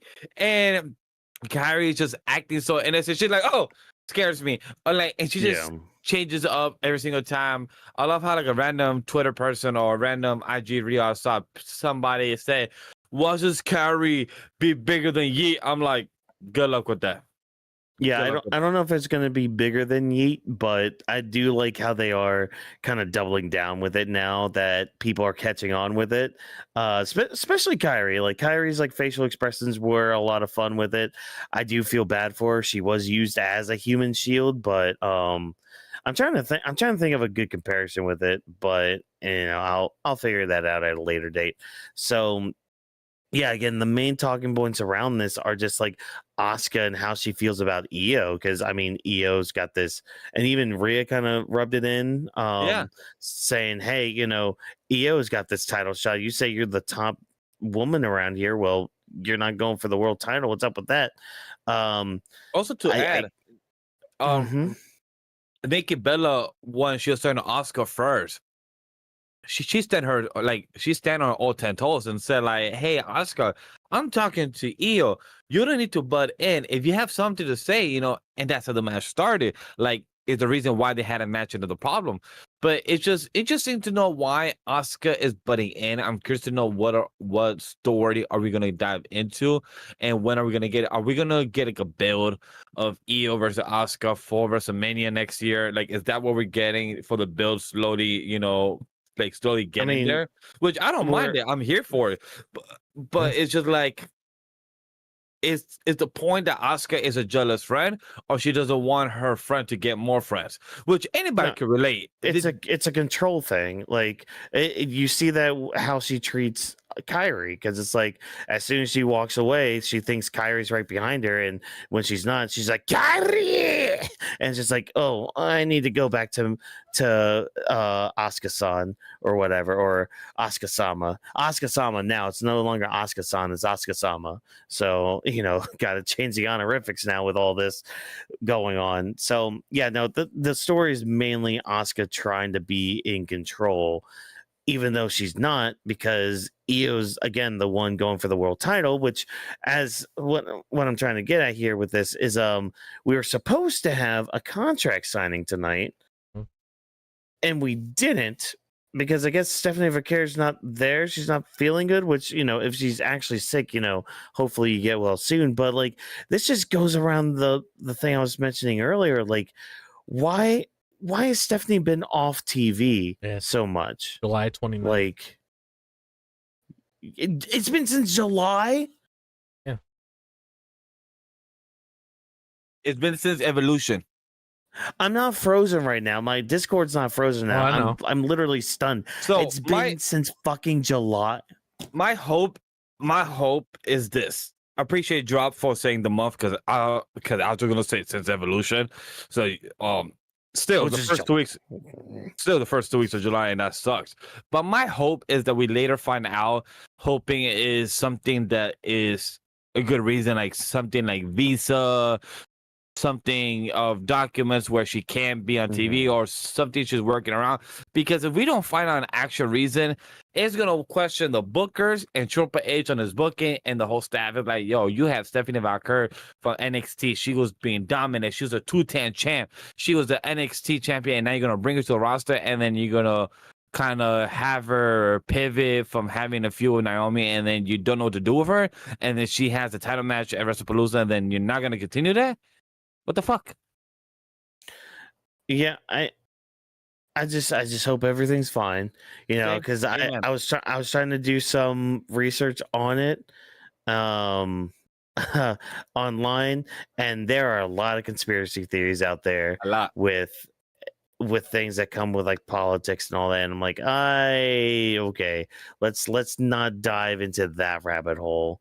Drop any thoughts on this, like anything that comes to your mind when it comes to like Stephanie missing this week. And I mean, just her not being like wrestling at all in the past month, like 2 months almost. Like, the fuck, man? Fuck are we doing? Yeah, I'm wondering what's going on, because I kind of wanted more. I wouldn't necessarily say like build up in a way where it's like a holy shit kind of way, but I wanted like some sort of interaction between the both of them before their match takes place next weekend, because it is a high profile match. I mean, that's Io Sky versus Stephanie Valkyria. That's not like two random people you pull off the street. That's one of the top ladies in the division against one of the upcoming ladies in a division, and they're both very talented. They both put on great matches, so I would want like a little flair in there with them just talking. It didn't even have to be long, maybe a couple segments in between or whatever to build towards it. And if you wanted to extend it longer, then you got more freedom there. I wanted a little something. I mean, I wanted Stephanie to win this match, but she should, but I don't know. Like it just, it kind of feels like there's more on the table with this Asuka and Io thing, which is kind of why I feel like if hypothetically Io were to go over again, I mean, holy shit. I mean, kudos to you for getting 2 world champions within a year. But it kind of feels like there's more on the table with them. I mean, you got this whole thing. I wouldn't be surprised, like the end goal probably is Asuka versus Io for some sort of title, because you're going to have Io snapping on her eventually, saying why she's so controlling, why can't she talk to this and that person? Because at first I thought it was a Rhea thing, and I could have, I say I could understand it, but at the same time it is a little weird. But I could at least understand it to a degree, because I understand there's some tension between them. There's always been tension between Rhea and Asuka, so I understood that. But now it's like Nikki Bella, and I'm like, Nikki Bella hasn't really been here for that long, and because so-and-so is interacting with them, now there's an issue. I'm like, well, what's going on here? Like, you can only do it for so long before somebody snaps and it turns into something like even bigger, and it's gonna get to that point. So I can't really see them having this match unless Asuka wants to be an ass and screw Io over in the match if something happens next week. But it's like I don't know, like I don't know if there's not much substance here. Not mainly the title picture.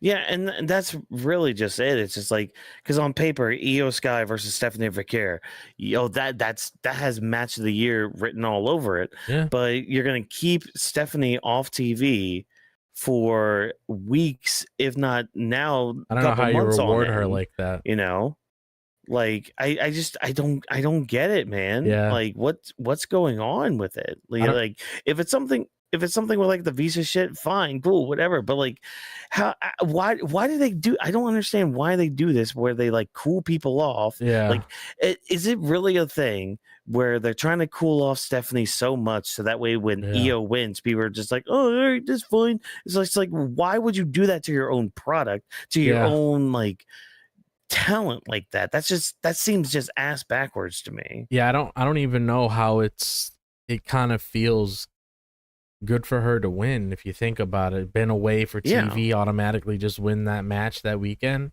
I don't know if it really sits well with me anymore. I mean, don't get me wrong, gonna be hype if that does happen, but like Yeah. it's gonna be like, okay, well, really, again, question, because I'll question it again that night. Why did we keep her off TV all that time? Yeah. Like, Because the okay, match really cool. doesn't have any bad outcome. Either one would make a It great really champion. doesn't.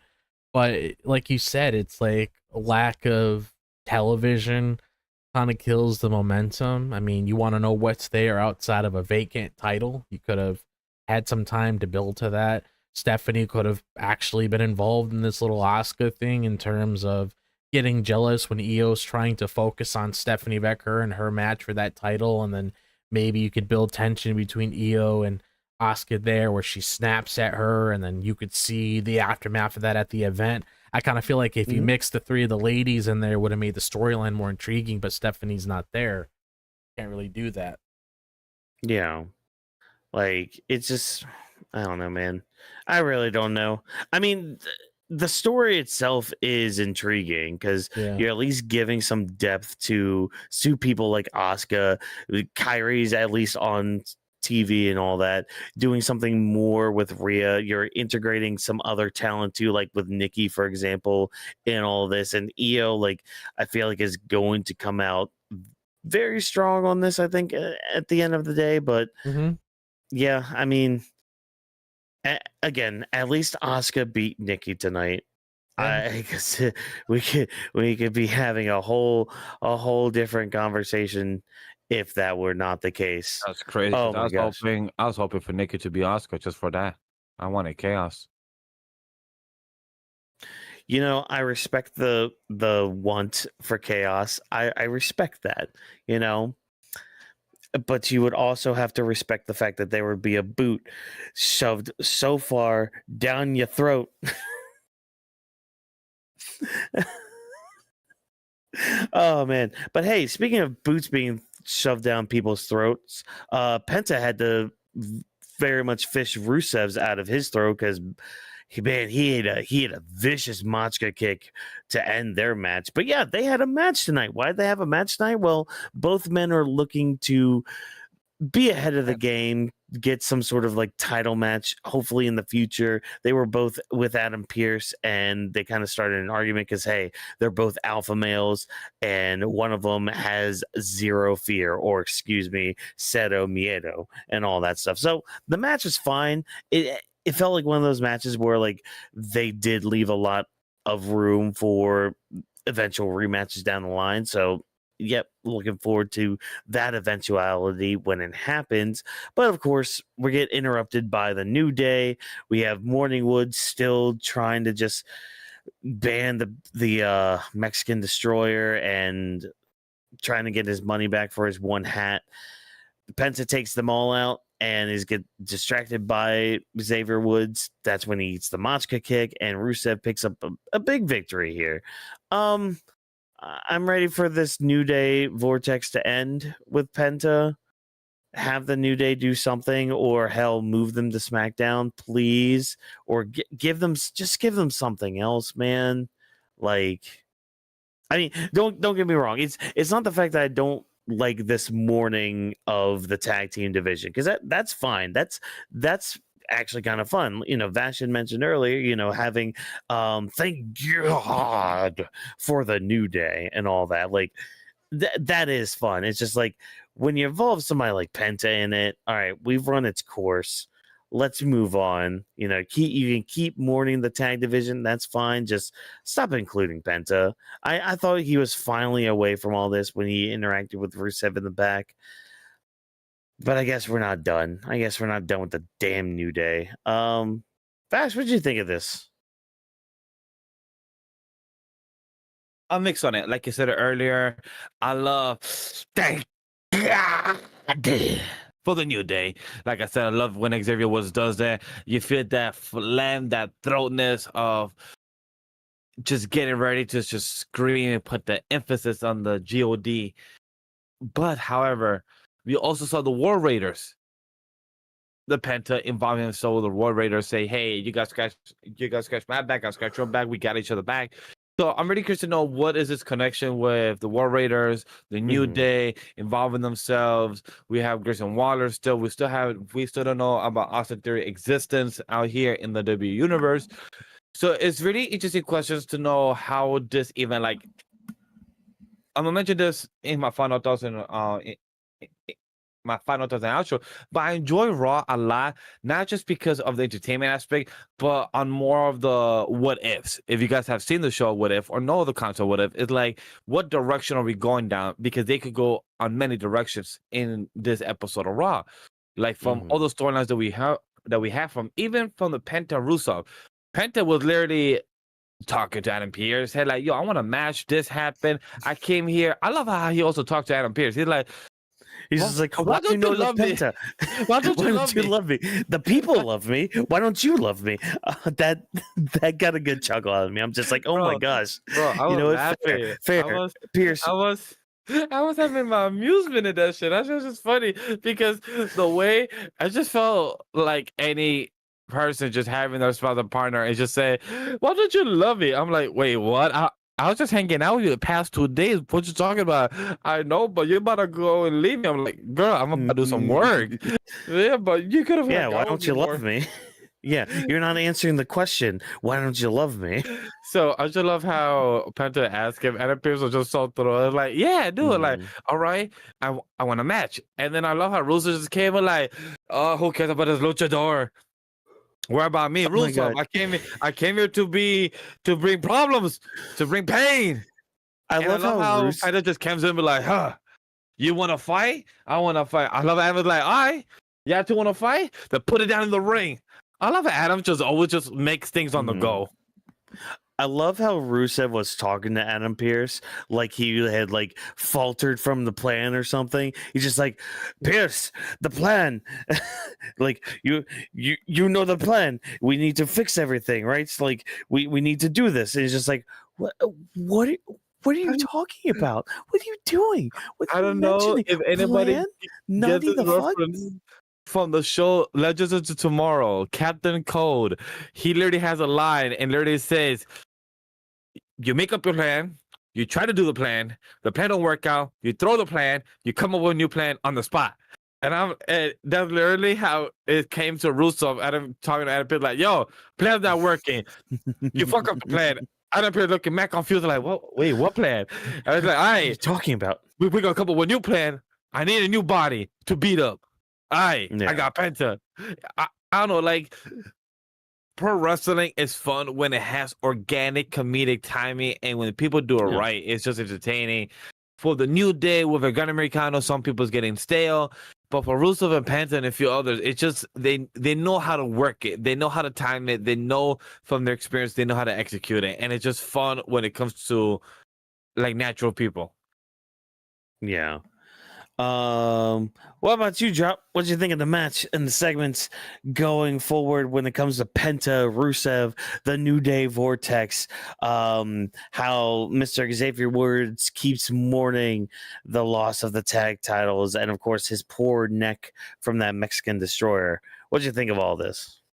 I'm hoping there's some sort of direction for Penta and Rusev, especially Rusev with that momentum he got from Sheamus. Like, this is the time where Dominic Mysterio should enter the picture and actually focus on new feuds instead of just walking around wondering what's going on with El Grande Americano or whatever idea they have in mind with whatever plans going through their head. Like, Penta wants to be a champion. Rusev wants to be a champion.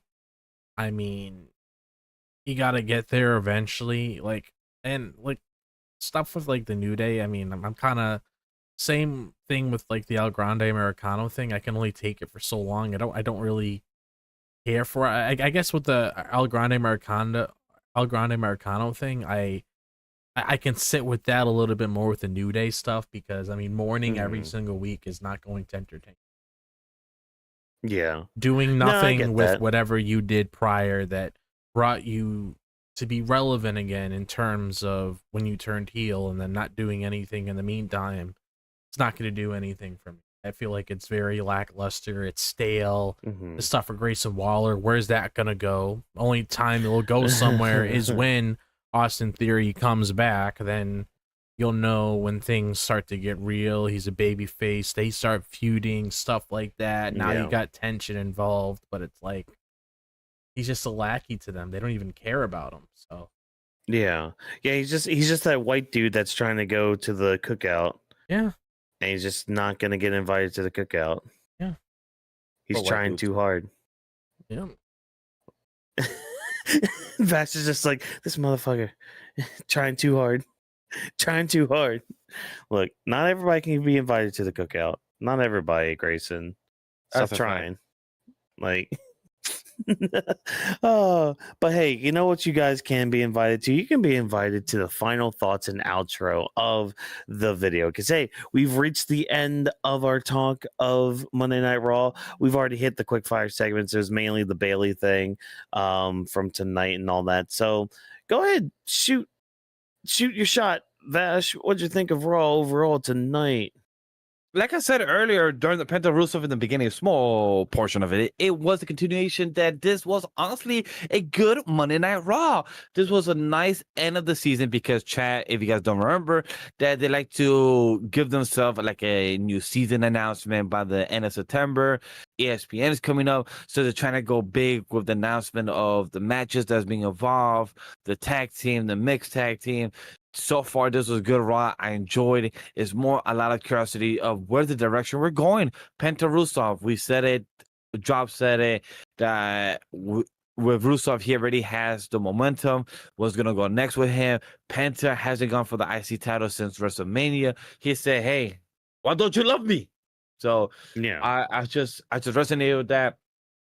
AJ Styles, is it a work? Is it not? People question like, wait, if it was a work, but then why would they allow him to say during commercial? People are not watching. He even acknowledged like, hey, you guys are watching this overseas, but them, they're watching this through commercial. And he kept speaking. So like your phone for breaking, but also people was trying to point at like, hey, it's still a script to show this. So they probably allowed him to say it, just like if they were carrying Cross. Like, hey, they let him speak to what he speak.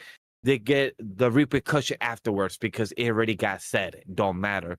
So it's really curious to know what's going to be happening next. And then sometimes you got to light it up. AJ Lee Light style. it up. Sometimes you do have to light up the darkness with your own Yes. light. But Drop, what do you think of the Monday Night Raw overall? So I thought Raw was good tonight in terms of obviously the progression with AJ Lee and CM Punk's storyline of Seth Rollins and Becky Lynch. I've been enjoying that since Becky Lynch got inserted into the pictures. That's why I mentioned before her and Seth are kind of carrying the vision right now, which is understandable considering who they are. I mean, he's the leader. She's one of the highest females on the roster, so it makes a lot of sense. But adding AJ Lee involved, getting her reintroduced to not only old fans, but new fans is nice. Getting to understand her character, where she came from, was also another nice layer to have. And showing that charismatic side that a lot of people known to love about her was nice as well. And just to see her having fun was also very good. And I appreciated the little moments where she was feeling a little flustered because it just shows her excitement of being there. It feels genuine. It feels like, she's not playing an act just to be out there. Like she's actually enjoying doing what she's doing. So I did like that. Curious to see where things are going to go with Jey. That's why we spent some time talking about it earlier, to see if he's going to have this new attitude and carry it with him moving forward, depending on what decision he makes next. Hopefully we get something going on with LA Knight, because I don't know what else they're going to really do outside of an LA Knight versus Jey match. I don't really know what LA Knight is going to do beyond that point. So hopefully there's some sort of direction with him. Hoping we get some good things with AJ. I'm not that confident on that, but I'm hoping at the very least there's some things in store with him. Hoping we get some sort of thing with Io and Stephanie next week. And let's see how SmackDown's shaping up and what other news comes out this week. Yeah, I mean next week's Raw is looking pretty stacked. You know, Cena's going to be there. You got the face to face with, um, Seth, Becky, Punk, and AJ. You got Lyra taking on Roxanne, which should slap and all that. But yeah, I mean tonight with Raw, I thought it was a very strong show. From the opening segment with the Usos, all the stuff that happened with the Vision and everything. Really good stuff, at least from them. And everything else, Asuka, the whole story with her and Io. Yes, please give me more of that. That'll be great. Slow burn with it though, but that's fine. That's fine. We'll deal with that. Penta and Rusev, I wish was an actual legit match, but hey, you know what? Gotta take the good with the bad, and we got the mediocre at best. So all right, fine, cool, whatever. But yeah, I mean, we talked at length with a lot of this stuff, and I just kind of stick by it. I want better for AJ, definitely, and of course Lyra and Raquel match of the night. That's kind of a crazy statement to think of. If you had asked me that like a year ago, but you know what? Good on Raquel for getting better. I can always applaud somebody getting better at their craft. And she also gave a shout out to Kevin Nash recently in a report saying that she gave a shout out to Kevin Nash and I think to Michael Cole or Wade Barrett or I believe somebody else from commentary, and that she has taken those notes to heart and that she's been working on her character and her style. So I'm very happy that sometimes when you take criticism, don't mean that you gotta be offended. Sometimes criticism to get better version of yourself. Yeah, just just take a step back, and as long as it's constructive criticism. If you're just being a critic just to be like, oh, it just sucks. Okay, well, how can it be better? Oh, it just sucks. Do better. It's just like, at least try a little bit more if you're going to critique. But again, those are final thoughts and all that. So we're going to hit our outro right now. But of course, before we hit the outro, there's some lovely places you guys can check us out on when it comes to social medias. But unfortunately, though I'm not from Milwaukee with all those idiots that are up there. So again, just quoting old Becky Lynch here. Don't worry, folks. I love all my friends up there in the north and all that. But yeah, I can be pretty much of a dumb myself, so I get it, understand it. Plus, it's very late. I'm tired. I got work in the morning here in like 4 hours. I'm gonna have to get up it, so it's gonna be great. It's gonna be awesome. So as much as I would love to hit the good old plugs, I think our resident visionary can hit that. So Vash, where can everybody find us on the social media accounts? It's your boy, the legendary human that have fun, to give you the synopsis of our social media outlets, and you can find us on TikTok, IG, Twitter /X. You can find us on Weebs of the Ring. Also, the parent company AniMa W3 Studio. Use the hashtag on Weebs of the Ring to talk about us, see any podcast episode you listen to. Also, if you talk about podcast episode, check out the audio feed of Weebs of the Ring. Episodes are being back to be uploaded since we are in a new month. Things are being scheduled in more proper, more in a managed schedule. So check out for the rest of the week. They're already scheduled until Friday. Next week, we're already past Royal Rumble. We're going to be back to Backlash. So we're about to be up there, up to date on a weekly basis. Additionally, we also have our personal handles of Drop This Box, Legendary Vash, Walker's MW, and also the personal YouTube channel of Drop This Box that he also reviews manga, anime, and gaming and other type of content you could check out yourself. And additionally, guys, if you want to see more content, go check out Off the Bench. That comes out every Monday at 10 a.m. Like you're watching this podcast at 1 in the morning EST live, you can also check out Tuesday at 10 a.m. Anime Podcast episode 193, because in 7 weeks, you get episode 200. And if I did my math correctly, episode 200 of Anime Podcast and Weebs of the Ring are in the same week. Yep. It's going to be great. It's going to be fantastic when we get there. But you know what else is fantastic? You guys. That's right. You guys, the fans out there, the watchers, the listeners, however, whenever you consumed our product, thank you for taking time out of your day for listening to the Weebs of the Ring podcast. If you enjoyed what we had to say, again, do exactly what Vash did. Follow those social media accounts because, hey, we're social people and we love talking to you. And also use the hashtag Weebs of the Ring to join in on the conversation before, during, or after these shows. It's also a great way to give us feedback because, hey, we're nothing without you guys guys tuning in, and we'll listen to some constructive criticism if it's there. If it's not, well, door there, bye, see ya. Whoo boy. So Weebs of the Ring is presented by AniMa W3 Studio. Thanks, of course, to our production team for all the hard work that they put in to make this show possible. Thank you once again for joining us. And remember, as always, no stunt grannies were harmed in the recording of this podcast. Have a good night, ladies and gentlemen, and we'll see you on Thursday for Grappling with the Week. AJD Tag Team. See you guys.